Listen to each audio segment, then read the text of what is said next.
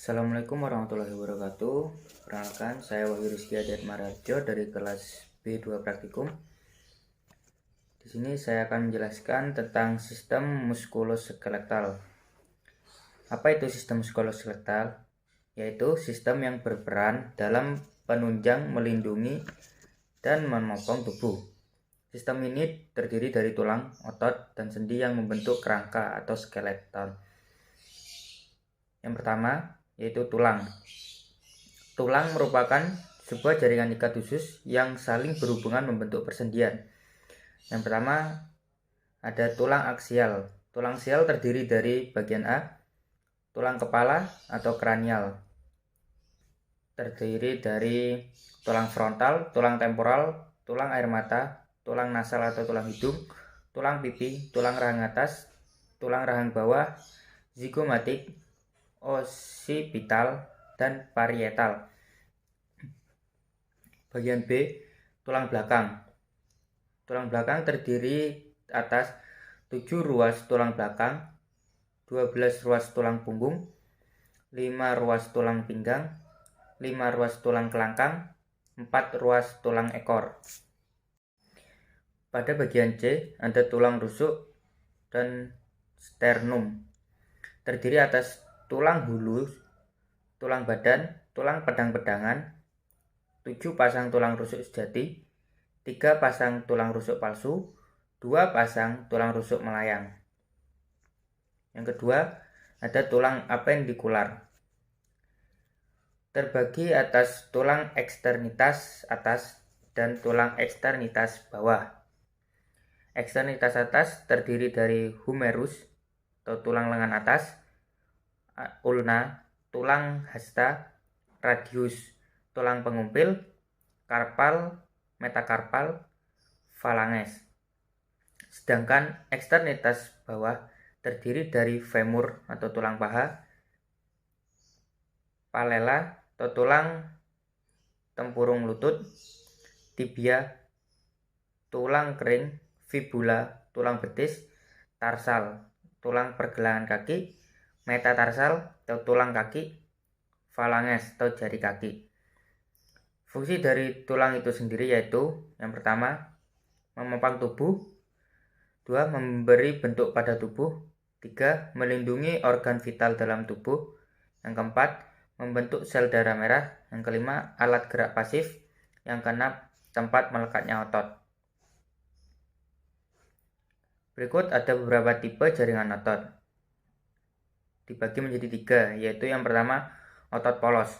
Otot yang tersyarafi oleh syaraf otonom, di mana proses kerja otot ini tidak dapat kita kendalikan dan tidak dapat bekerja secara sendiri. Otot polos berbentuk runcing pada ujung-ujungnya. Terdapat satu inti sel pada otot polos. Otot polos biasanya melekat pada organ dalam manusia seperti organ pencernaan, organ reproduksi, dan organ kemih. Yang kedua, ada otot rangka atau otot lurik. Otot rangka ini melekat pada tulang atau rangka manusia untuk bergerak. Berbentuk lurik, bulat memanjang, lalu terdapat banyak inti sel pada bagian otot lurik ini dan dipersyarafi oleh syaraf motorik somatik, di mana otot ini dapat kita kendalikan cara kerjanya dan juga dapat merasakan lelah, sehingga metabolisme aerobik bisa digantikan dengan metabolisme anaerobik. Yang ketiga yaitu otot jantung. Otot ini tersyarafi oleh otot otonom, berbentuk lurik, di mana otot ini tidak dapat dikendalikan gerakannya dan akan terus berkontraksi dan berrelaksasi selama manusia hidup dan bernafas, akan melakukan metabolisme aerobik sehingga memerlukan banyak oksigen. Kemudian otot menurut tempatnya dibagi menjadi berikut. Yang pertama, musculi-capitis atau otot kepala. Otot kepala dibagi menjadi beberapa bagian, contohnya musculi masticatori atau otot pengunyah. Yang kedua, musculi bulbi atau otot di sekitar mata. Yang ketiga, musculi fascialis atau otot wajah. Yang keempat, musculi linguae atau otot lidah. berada di bagian dalam. Yang kedua, musculi colli atau cervixis atau otot leher. Terdapat beberapa bagian, yaitu contohnya yang pertama platisma, yang bentuknya memanjang dari atas ke bawah. Yang kedua, musculi sternomastoideus, yang bentuknya menyamping ke bagian tengah. Yang ketiga, musculi suprahyoidei. Suprahyoidei ini terdapat pas di bawah dagu. Yang keempat, musculi infrahyoidei. Infrahyoidei ini terdapat di bawah suprahyoidei. Yang ketiga yaitu otot yang berada di punggung atau musculi dorsi. Contohnya yang pertama, musculi latissimus dorsi di bagian belakang perut. Yang kedua, musculi trapezius ada di bagian bahu. Kemudian yang keempat, ada otot musculi thoracis atau otot dada. Yang pertama contohnya yaitu musculi pectoralis major berada di bagian depan. Yang kedua, musculi pectoralis minor berada di bagian belakang. Yang ketiga, interoctalis externi. Ini berada di sela-sela rusuk bagian luar. Kemudian intercoctalis interni berada di sela-sela rusuk bagian dalam. Yang kelima yaitu terdapat otot perut atau musculi abdominis. Contohnya yaitu yang pertama musculi rectus abdominis, yang kedua musculi obliqua externis abdominis, yang ketiga ligamentum inguinale, yang keempat musculi obliqua internus abdominis, yang kelima musculi transversus abdominis. Kemudian yang keenam terdapat pada otot anggota gerak atas atau pada tangan. Yang pertama ada musculi deltoideus, yang kedua otot flexor atau bicep, yang kemudian ada otot extensor atau tricep, kemudian ada otot tenar, dan yang terakhir ada otot hipotenar. Kemudian yang ketujuh terdapat pada otot anggota gerak bagian bawah yaitu pada kaki. Yang pertama yaitu pada otot di regio frontalis yaitu otot paha. Terdapat yang pertama contohnya yaitu extensor atau musculi quadriceps femoralis. Yang kedua flexor yaitu musculi biceps femoralis. Kemudian abduktor yaitu musculi abductor longus.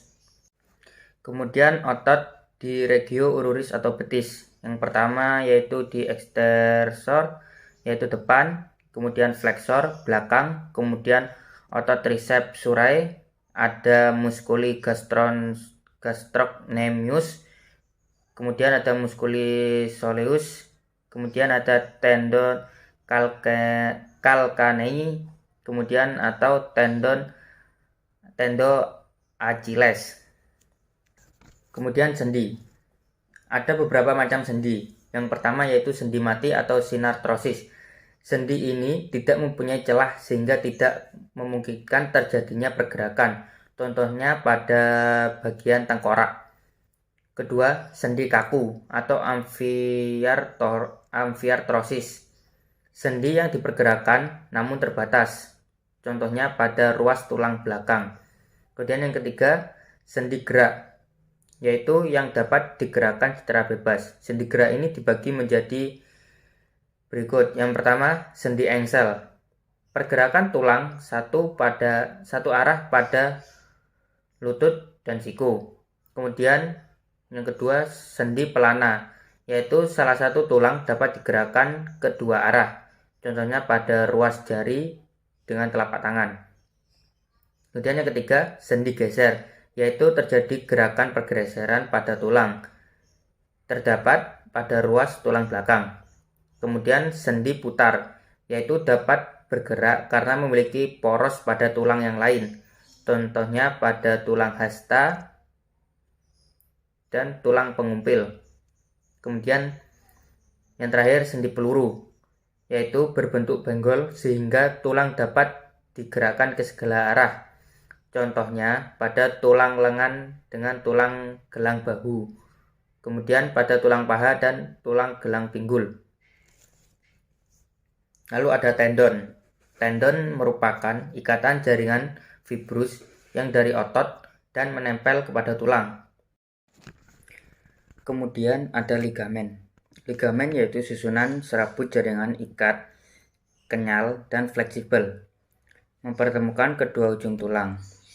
Contohnya pada daerah lutut, yaitu yang nomor 1 yaitu ligamentum cruciatum anterior, dan yang kedua ligamentum cruciatum posterior. Kemudian yang ketiga lateral ligamen kolateral. Yang keempat medial ligamen kolateral. Kemudian ada bursa, merupakan kantong kecil berisi cairan dari jaringan ikat di atas bagian yang bergerak atau sendi. Bursa dibatasi oleh membran sinovial dan mengandung cairan sinovial. Demikian penjelasan sistem muskuloskeletal yang dapat saya sampaikan. Kurang lebihnya saya mohon maaf. Wabillahi taufiq wal hidayah. Assalamualaikum warahmatullahi wabarakatuh.